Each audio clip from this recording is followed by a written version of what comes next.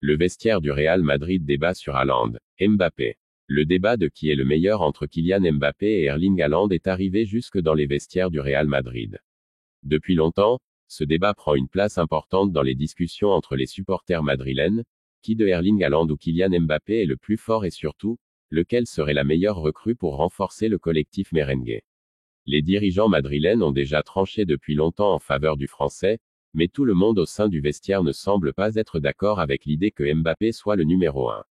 En effet, à l'occasion d'une vidéo, blog, publiée par la chaîne YouTube BuzzPlug, on aperçoit quelques coulisses à Madrid avec des joueurs comme Antonio Rudiger, Jude Bellingham, Eduardo Camavinga et Aurélien Tchouaméni dans un contexte détendu et naturel. Puis, autour de la 5e minute, on capte une discussion entre les deux Français et le Britannique qui ne trompe personne malgré les bips de l'auteur de la vidéo pour masquer les noms prononcés.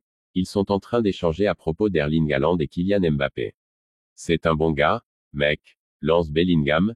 Il est incroyable comme mec, réaffirme-t-il en plein échange avec Aurélien Tchouaméni. On s'en fiche, rétorque le Français pendant qu'Eduardo Camavinga lui dit de se taire avec le sourire. Mais il est meilleur que votre gars, insiste dans la foulée le Britannique qui donnera son nom sans qu'on puisse l'entendre. S'il te plaît, s'il te plaît, s'il te plaît, répond Tchouaméni pour fermer la discussion et surtout montrer son désaccord. On le sait, Jude Bellingham est très proche d'Erling Haaland avec qui il a évolué sous les couleurs du Borussia Dortmund tandis que Tchouaméni et Eduardo Camavinga sont logiquement plus proches de Kylian Mbappé avec l'équipe de France. Il y a donc peu de doute sur la nature du débat entre les trois madrilènes. Real Madrid, un gros retournement de situation signé Florentino Pérez. Arrivé au Real Madrid à l'été 2012 en provenance de Tottenham pour un montant de 35 millions d'euros, Luka Modric est devenu une véritable légende du club madrilène, lui qui a même remporté le Ballon d'Or en 2018. En fin de contrat à la fin de la saison, l'international croate ne semble toujours pas prêt à raccrocher les crampons. Les médias espagnols évoquent divers scénarios pour le milieu de terrain de 38 ans, allant de son intégration au staff de Carlo Ancelotti à un possible départ vers des destinations inattendues comme l'Arabie Saoudite ou le Dynamo Zagreb. Mais une prolongation reste tout de même envisageable. Malgré les incertitudes entourant son avenir, Modric reste discret, laissant planer le mystère sur ses intentions. Son rôle crucial dans l'équipe a été souligné par ses performances récentes, notamment lors du match contre le Séville FC où il a marqué le seul but de la rencontre. Malgré son âge, Luka Modric continue de briller sur le terrain, comme en témoigne sa performance contre le Celta Vigo avec de très belles statistiques, 119 ballons touchés, 8 passes clés, 86 passes réussies, 4 tacles réussis, 7 récupérations et 6 interceptions. En cas de prolongation, le numéro 10 des merengues pourrait même battre un record historique en devenant le joueur le plus âgé à disputer un match avec la Casablanca. Pour cela, il devra disputer un match le 15 octobre prochain pour ainsi dépasser Ferenc Puskás, qui a joué son dernier match dans la capitale espagnole à 39 ans et 36 jours. Toujours est-il qu'une prolongation de contrat de Modric serait limite un retournement de situation compte tenu du fait que Florentino Pérez a pendant un bon moment fait la sourde oreille à ce sujet.